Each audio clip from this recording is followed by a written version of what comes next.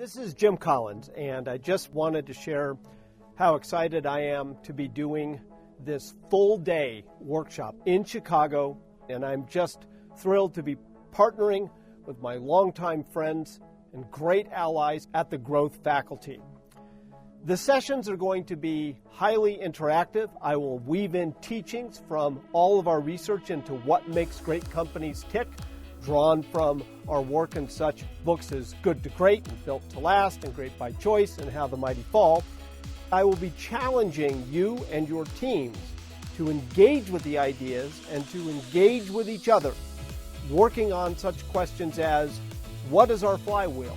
How does our flywheel turn? How are we doing at level 5 leadership? How should we think about first who, the right people on the bus? Expanding the hedgehog concept, making sure that we remain focused on the things that we can be passionate about, best in the world at, and that drive our economic engine.